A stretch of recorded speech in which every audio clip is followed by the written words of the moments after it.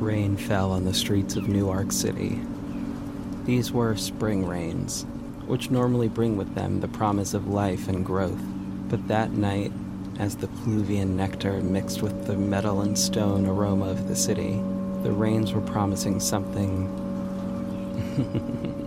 other than life, something entirely different.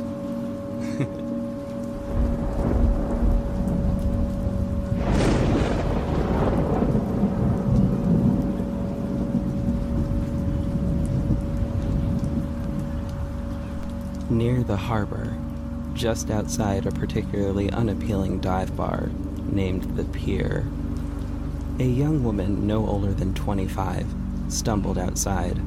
She was Latina, Chicana to be exact. She seemed to have been drinking that night.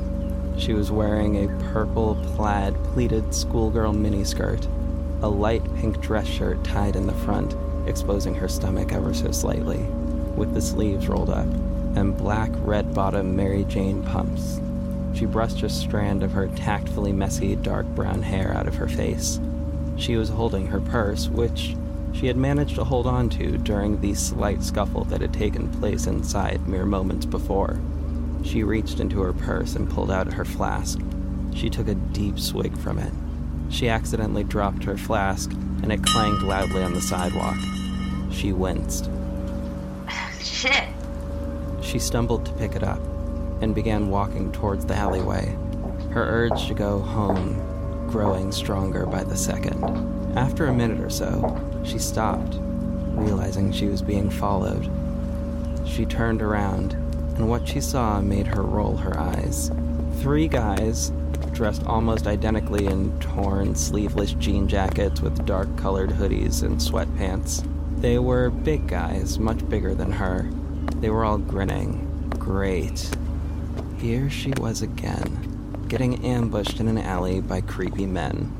Lovely. They began to circle her, cheering as they did so. Oh, whoa! Hey, where you going, sweetness? Yeah, girl. Where you going, little mama? Didn't your mom ever teach you not to talk to strangers? Then let's not be strangers, little mama. Si tú quieres, te daré este chorizo que tengo aquí. The woman scoffed, rolled her eyes, and put a hand on her hip. Verdad? You kiss your fat whore of a mother with that mouth? The fuck you just say about my mama? Oh, why so unfriendly, huh? Well, we're just trying to have a conversation with you. Really? Circling me like sharks is trying to have a conversation? That's what you're calling it now? Do yourselves a favor, go the fuck home with your tired ass lines. I don't think you understand how this works. It's 3 of us, doll. Whatever we want from you. He walked up to her and put the metal of a gun barrel to her head. We're just gonna take it. So why don't you shut the hell up and give my friend here a little kiss? Yeah. You're gonna wish you hadn't said that. Lightning flashed overhead and thunder clapped. And using that moment of distraction, the young woman grabbed the second thug's arm at the wrist and shoulder, curving it out of the way and aiming his gun at his buddy.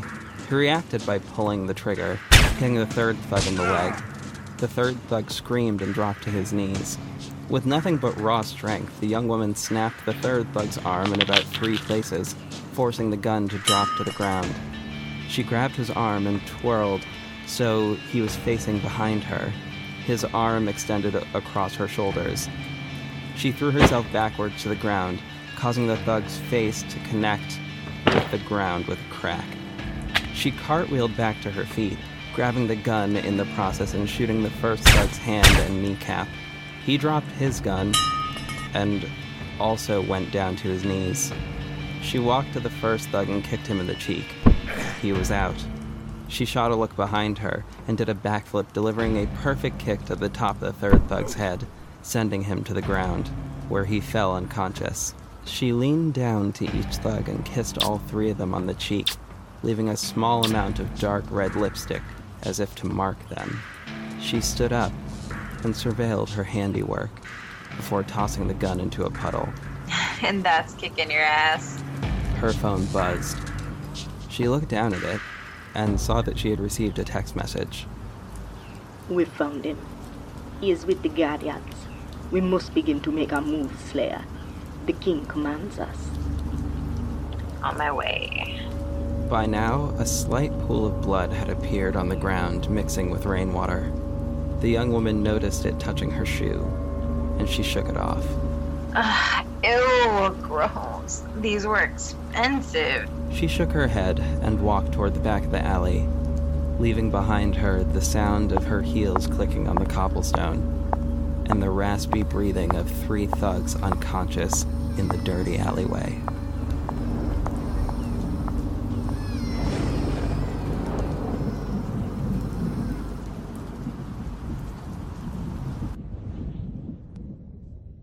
My name is Jordan Redfield Wade. By day, I'm a PI working for the NACPD, but by night, my friends, my family, and I fight for the city in a different way. We are the guardians of New Ark City. I promised my mother as she lay dying that I would protect and defend this city from anyone that would mean to cause it harm. I am a protector. I am a guardian. I am Red Wing. Episode 1.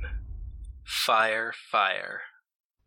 Jay, all I'm trying to say is that we should...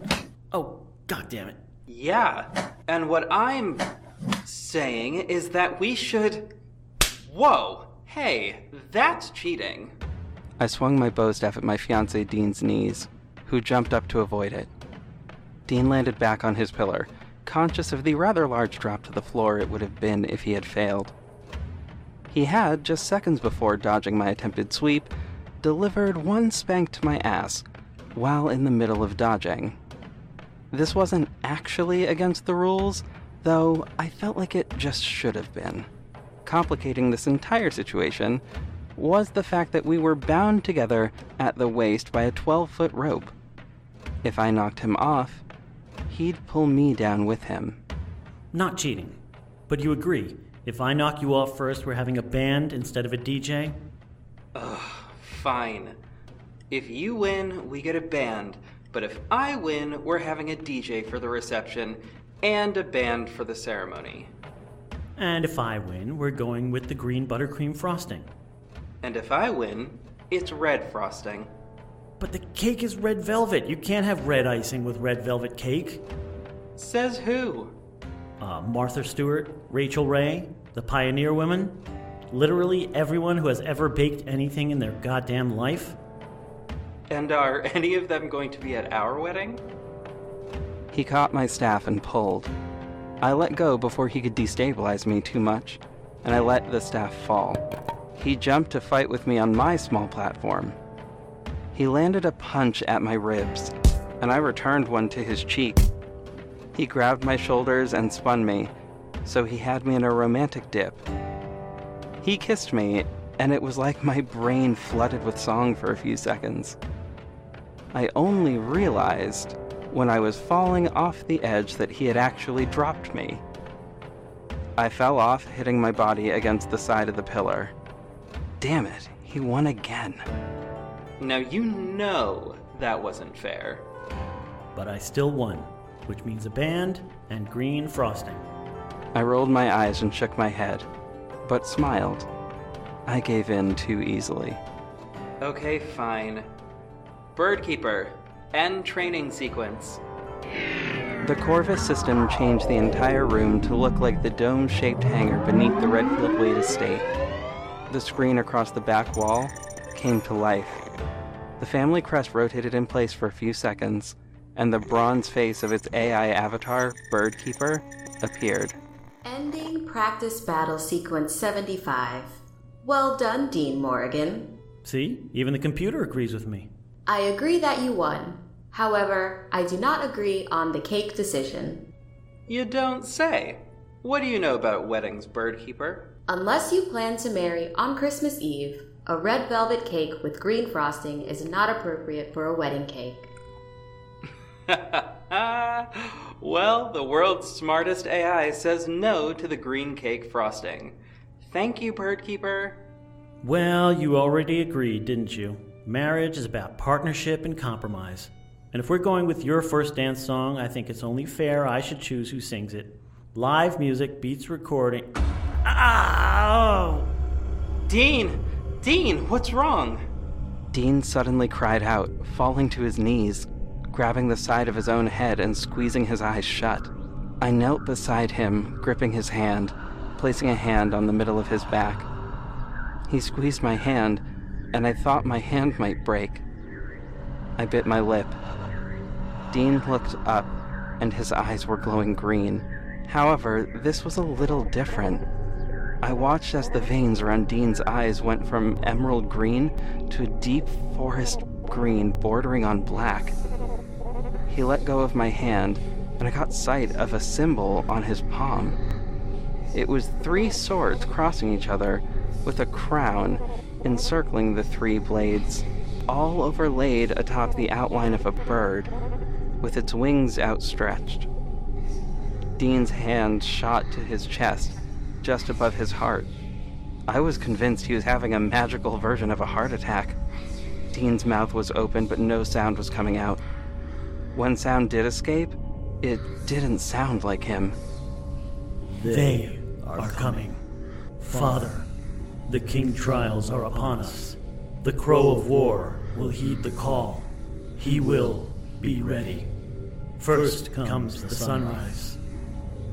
He closed his eyes and seemed to pass out as whatever happened to him almost visibly left his mouth in the form of a sigh. He fell onto his side. He was unconscious, but he was breathing. Birdkeeper, did you log video of that? Please send a video log of what just happened to Joanna and Scarlet. And send a still image of the symbol. Also, please do a health scan on Dean. All his vitals are normal. He merely needs to rest. I will inform him when he wakes of where you've gone. I stared skeptically at the monitor. Where I've gone? I'm right here. I'm not going anywhere. I'm not leaving him. Your presence has been immediately requested with the council, along with Captain Lovelace. I groaned. Why? Why now? Why did I have to meet the interim mayor, Faith? Why did she always have such poor timing when calling these meetings? To my knowledge, we aren't, and never have been, a tribunal. What could possibly be so urgent? Contact me if anything changes with Dean. Your wish is my command, Jordan. Thank you. I gathered my things before leaving. I didn't know what any of that meant. I was confident Dean wouldn't know much about it either. He had maintained a wonderful amount of control over his abilities and hadn't flown into a blind rage while we patrolled. In truth, there hasn't been much cause for his specific abilities, though he did take the lead on giving certain members of the team basic field training in hand-to-hand combat and weaponry. Honestly, watching Joe try to throw a spear was one of the best things I've ever seen in my life. But now he's having fits and passing out. I hoped this was just a one-time occurrence, but on the chance this happened again, we would have to keep our guards up. You know, I wonder what it would be like to be a couple who could just worry about cake and DJs versus bands and not have to worry about whatever the king trials were and whatever a crow of war was supposed to be.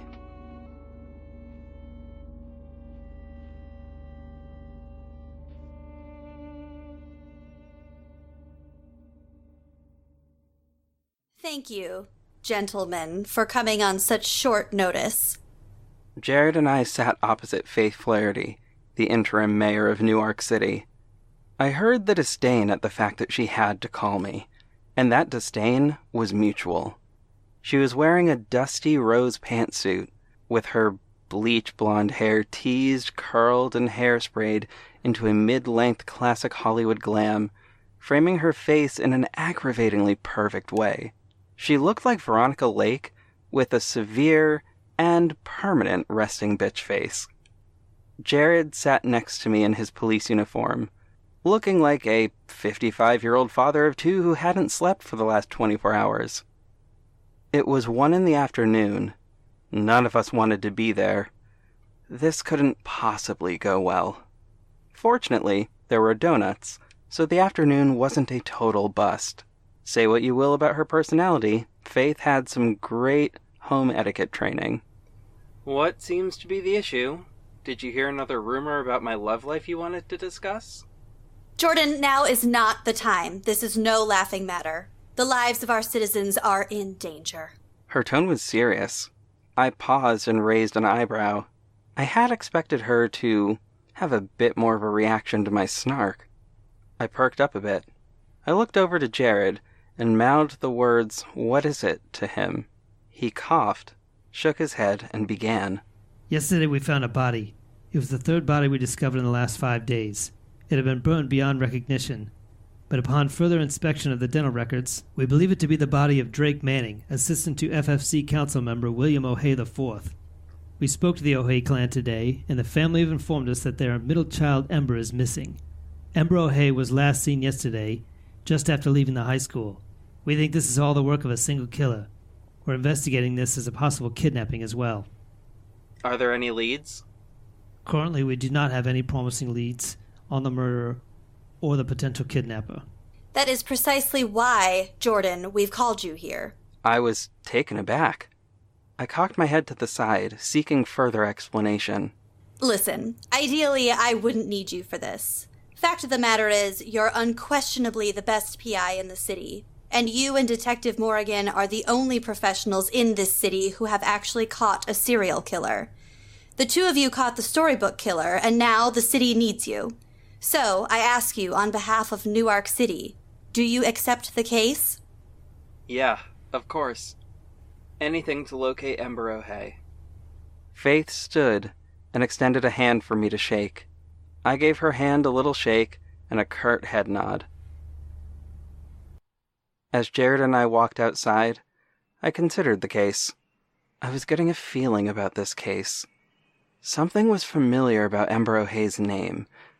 I had met her, of course. I remember when she was about 8 years old. She sold me some Girl Scout cookies. The idea that some cretin could have taken her made me clench my fists in anger. I was fuming. I turned to Jared. Jared, what is the status of the first 2 corpses? I'm assuming they're at the morgue? They are. Kieran is running as many scans as he could think of to piece them together.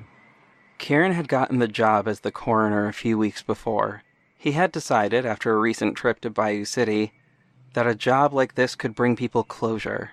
And as a human who understands closure around tragedy, he knows what that can mean for a person. Plus, he figured out that with the gift his family line had passed down to him, the gift to see and speak to spirits of the dead, he'd be able to clear up some cases a lot faster. I was hoping that would come in handy in this very moment. That's where I'm gonna start. I want to see if there's some kind of connection between the Vicks. Can you send me over anything you might have on file for Ember? I'm gonna have Joanna run through her social media and see if anything comes up with a worrying connection. Fair enough. That just might be. I'll send anything I find your way, but I wouldn't expect anything. So, how is Dean? I paused, not wishing to lie, but not wanting to alarm him unnecessarily. So I opted for a slight lie. He's alright. He's meeting with a cake specialist for the wedding. He wants green frosting on the exterior over top of a red velvet cake that we already agreed on. Jared grabbed my shoulder and looked at me, disgust filling his face. Oh God, you're kidding. I hope you said absolutely not on that. Unless your last name is Claus, you have no business with a Christmas-colored cake. Right? I wanted a red and black cake for the exterior.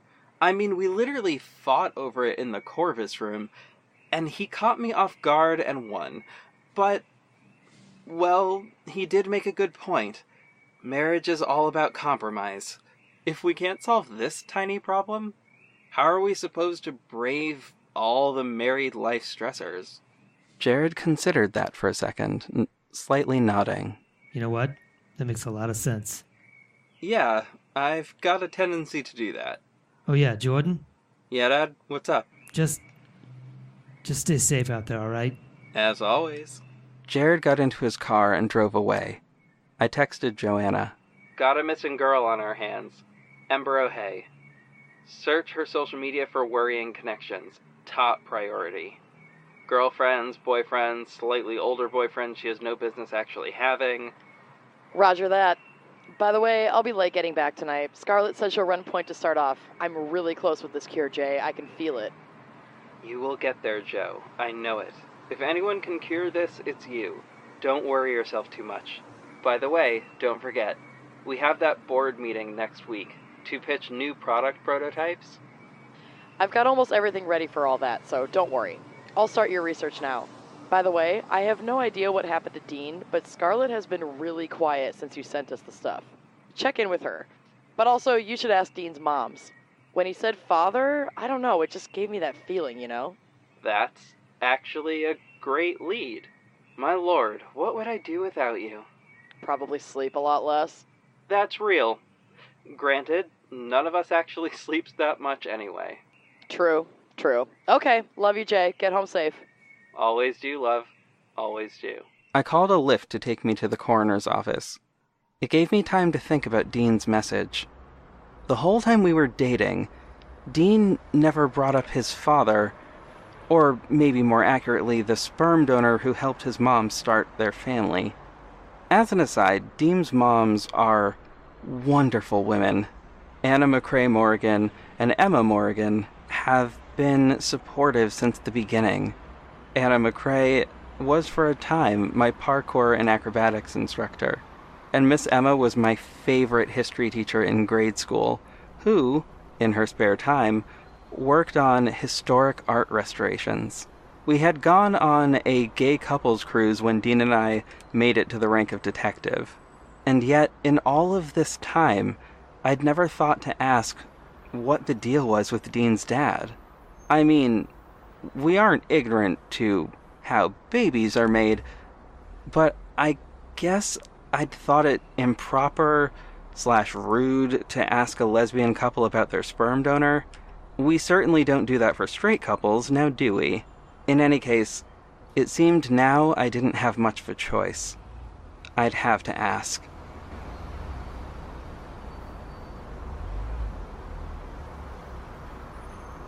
When I walked into Kieran's office, I was surprised. It didn't look all morbid and death-like. Listen, I've been in this morgue before. The last guy who was in the coroner's office didn't exactly have an eye for interior design. The office before was cold and sterile, and the lighting could best be described as cold mood lighting at best. I think if they'd let him get away with it, he would have gone with candles and a black light. Now as I stepped in, I heard the Pure Mood soundtrack playing.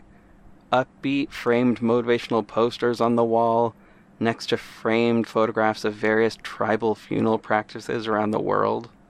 There is a Dracana plant next to the door to the room that was Kieran's actual office. 2 peacock plants next to the front door, a very happy ficus on one side of the refrigeration unit, and an umbrella palm next to the examination table. Everything was pristine, either white or silver.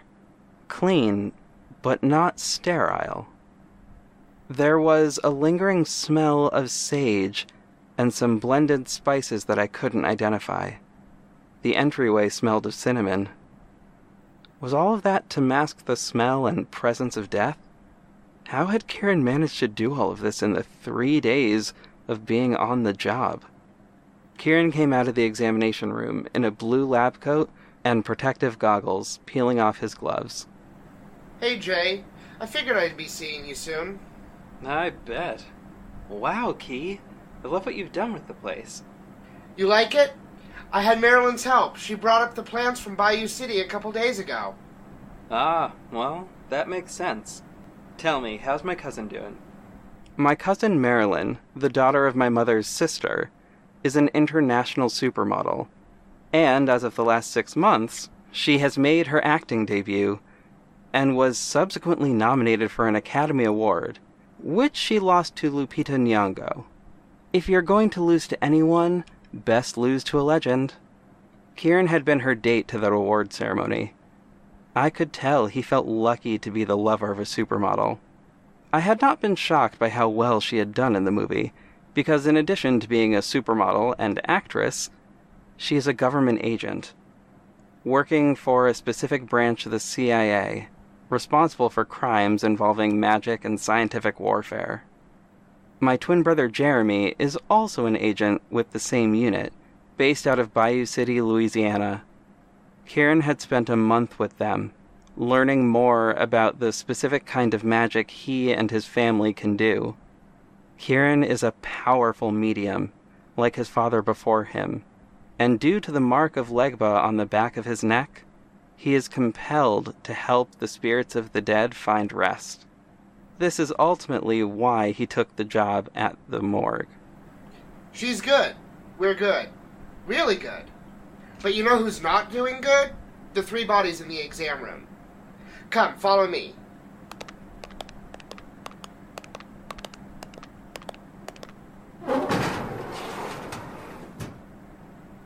Okay, so this guy here, he was the most recent to come in. Drake Manning. Yeah, this is what's left of him. As you can see, he has been burned down to the bone. Unlike the 2 other victims, we have a mostly intact skeleton. The temperature required to burn something down like this is approximately 2012 degrees Fahrenheit. That's crematorium level temperatures, which involves accelerants and pressure and prolonged containment. And yet, our guy here was cremated in open air. Holy fuck. And what about the other 2? Well, that's why I need you here. This is super cool. Watch this. Kieran closed his eyes and touched the pile of ashes on the left. He opened his eyes, and they glowed a neon green color. He took a deep breath, and the mark on the back of his neck glowed too. Identify. The ashes responded by swirling around until they settled into the form of a human man's face, and beneath it, the ashes also formed a name. Charles Brigham. Kieran touched the other ash pile, and it formed a face and a name as well. Herbie Hauser. Why do those names sound familiar? Kieran's eyes went back to normal, and he stumbled slightly as the energy retreated back to the mark on his neck. That's a neat trick. I bet that'll come in handy. I think you can expect a bunch of cold files to be solved in the next few months, but it may take me a bit. This drained me a little bit. I can tell. Don't overdo it, man. I'll be alright. Now, do you recognize those men at all? At that moment, my cell phone buzzed with a phone call. It was Joanna. Well, I've got news. I can't tell if it's good or bad, but I've got news. Lay it on me, sister. So, Little Miss O'Hay wasn't as much of a Girl Scout as we thought. I mean, unless the Girl Scouts are giving out merit badges in petty larceny and attempted arson.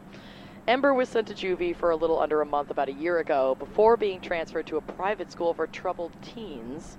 Pictures of that place look like it was a prison. What can you tell me about a Charles Brigham and a Herbie Hauser?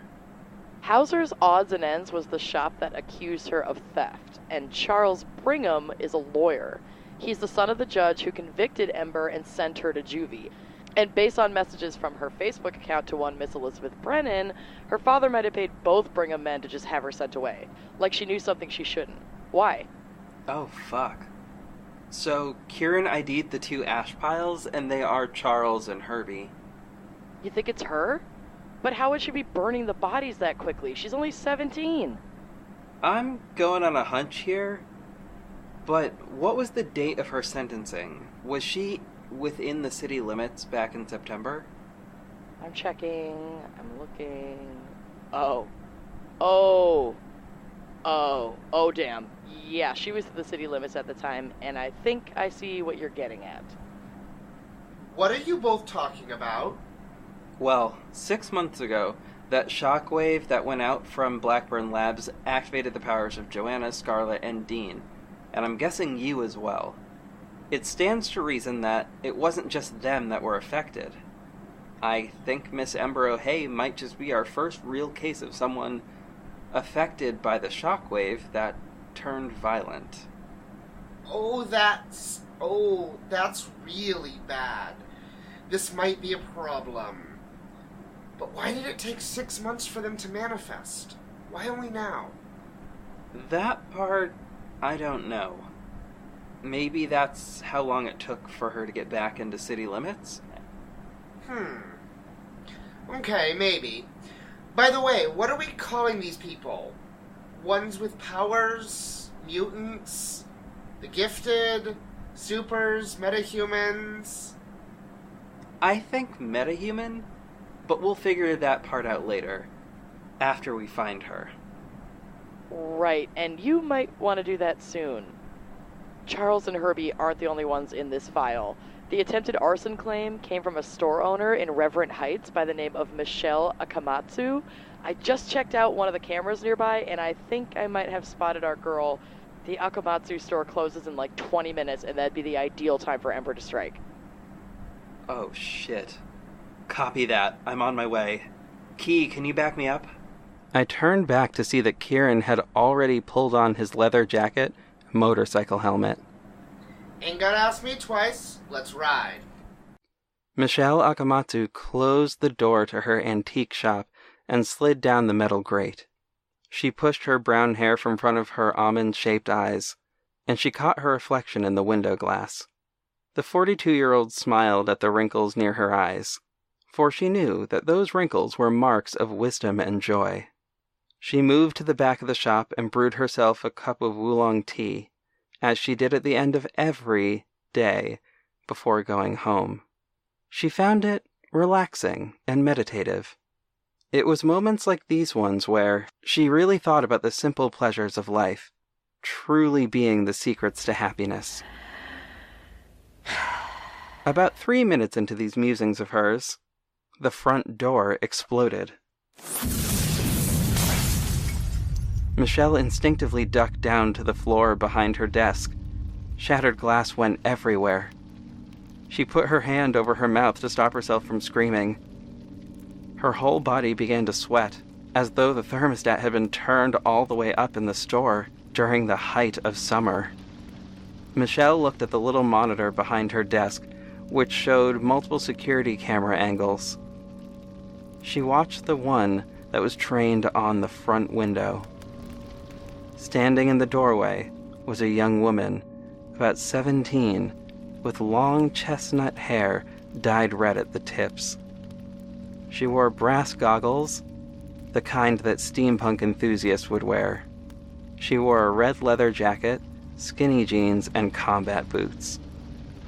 Michelle recognized the goggles, as they had been stolen from her shop a year ago by a girl who looked exactly like this. Oh, Michelle, come on out, you old bag. We've got some business to sort out. I'm sure we can just burn right through it. Michelle saw the girl's right hand catch fire and burn as bright as a bonfire. She stifled a gasp. Come out wherever you are. I'm sure you remember me. You know, the child you lied about and sent to prison. Do you remember what you called me in court, Michelle? Huh? Well, do ya? You called me Little Miss Arson. And, well, I guess now that fits, doesn't it? Little Miss Arson threw the ball of flame in her hand at the security camera just above Michelle's desk. It fizzled, sparked, and burst, shooting even more shrapnel around the room. The girl on fire blasted the desk and it fell apart, revealing Michelle. Michelle was so terrified. Arson readied another flame to incinerate Michelle. She threw the fireball, but it never connected. Really? You're going with Arson for a name? Isn't that a little on the nose?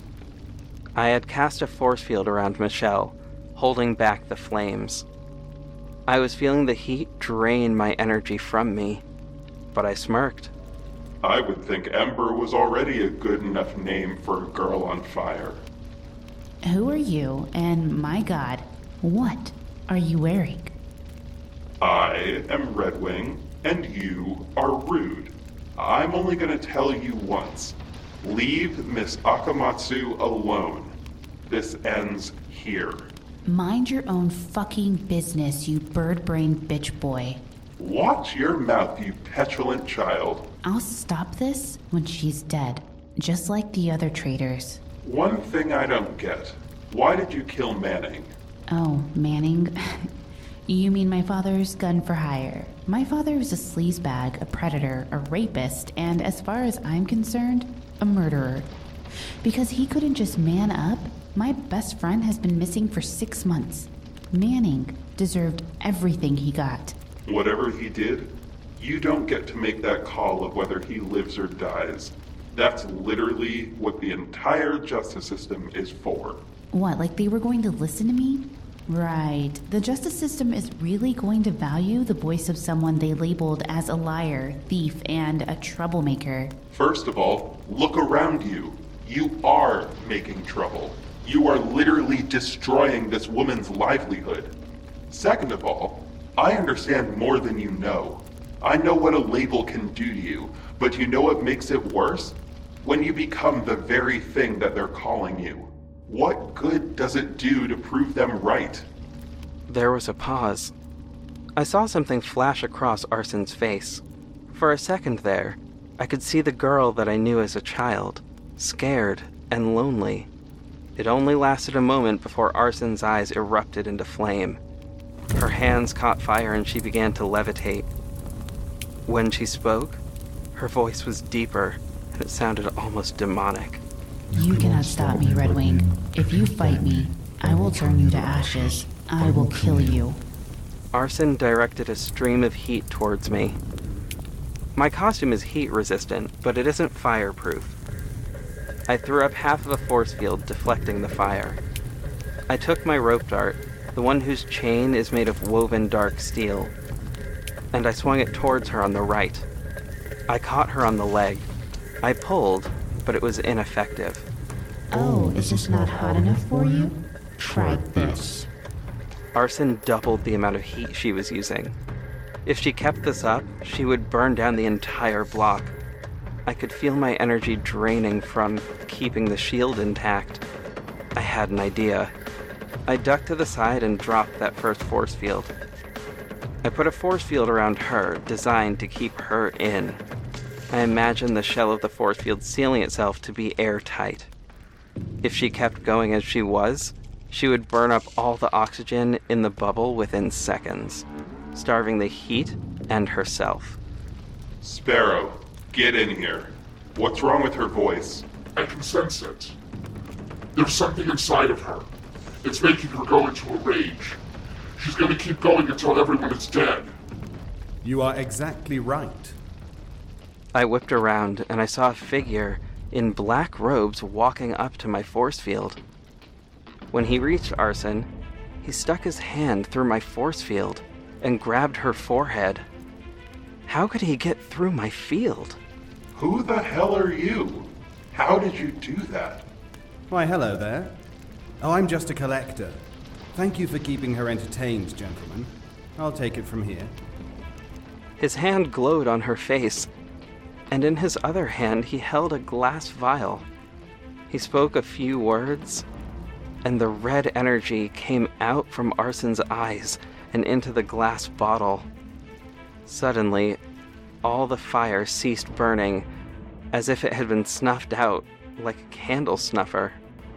Arson crumpled to the ground, and the hooded man held up the glass vial, now filled with a swirly red energy. He had stolen her powers. Oh my god.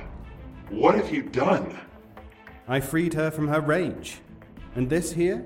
This is my compensation. Fare thee well, Redwing. Thank you for your help. The man's eyes glowed white. and the man winked out of sight. Literally just vanished. Kieran ran up to check on Ember. He checked her pulse. Is she... She's alive. She's coming to, slightly, but... She started to stir slightly, and I rushed over to her. Her eyes cracked open. Her breathing was labored. She grabbed my hand. I'm sorry. I'm so sorry. I didn't mean to kill them. I didn't. It wasn't. But I need your help. Don't bring me back to my father. Please, help me. We will do everything we can to help you. We won't bring you to your father, but we will bring you to the hospital. The ambulance is on the way. Please, I need you to do something. What is it, Ember? Find my friend, Elizabeth Brennan. Please, help her. And with that, Ember's eyes closed. When the ambulance arrived, her pulse was barely there. When she arrived at the hospital, it was announced that she was in a coma. We elected not to tell the media who was responsible for the killings, but we did say that Red Wing had solved the case and that the killer would eventually be brought to justice. We didn't know what that would look like, but we'd cross that bridge when we got there. For now, we had 3 new problems to focus on.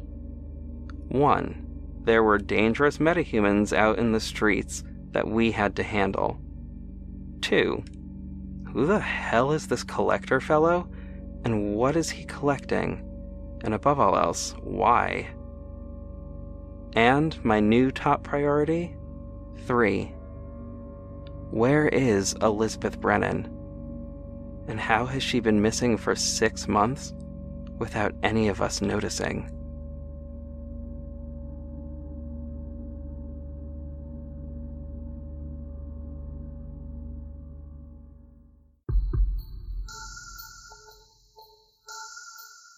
Thank you for listening to Red Wing. Stay tuned. There might just be a post-credits scene. Today's episode was written by J.V. Hampton Van Sant.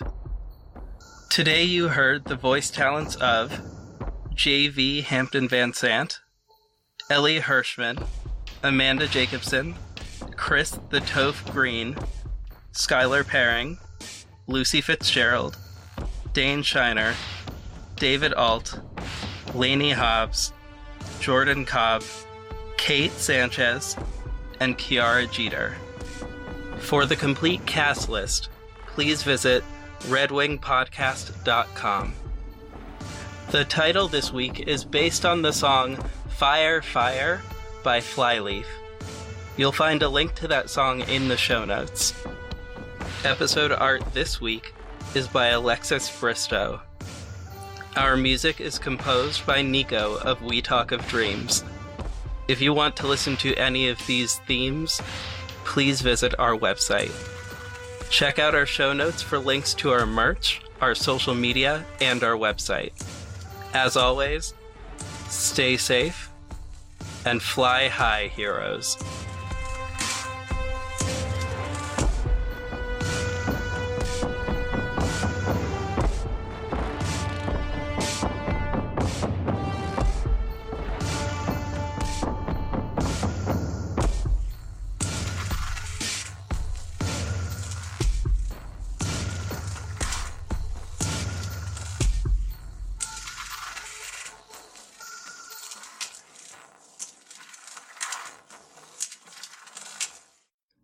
The collector appeared in the lair.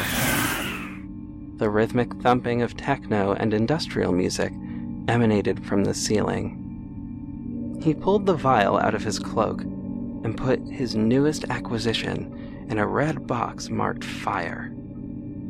He was still cloaked in the robes that seemed to be made of pure shadow.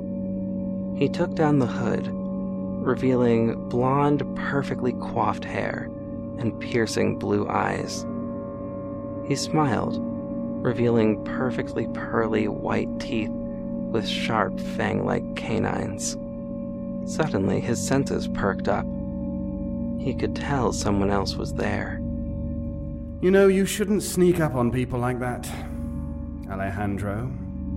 Sitting haphazardly on a vintage-looking throne, playing with a nasty-looking serrated obsidian knife, smiling like the Cheshire Cat, sat Alejandro Parcelli. His signature small crown was on his head, but in place of his old outfit, he was wearing a black leather biker jacket, gold pleather shirt, and black biker jeans with gold zippers. Around his neck was a collar, and from the collar dangled a flat golden crown charm. He flexed and smirked. I've been here.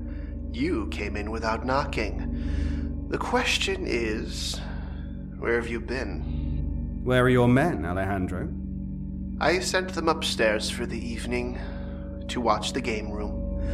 Now, where have you been? I was just out.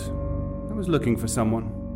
And did you find him? Not yet, but I'll find her soon. Were you seen? By whom? By Red Wing. He didn't see me. And just who were you looking for? Why are you so anxious?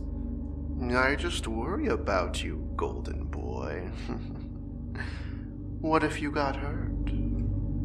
The collector chuckled and approached Alejandro's chair. No one could hurt me, because this city is yours, my prince. And so am I. The collector crooked a finger under Alejandro's chin and pulled him into a fierce and hungry kiss.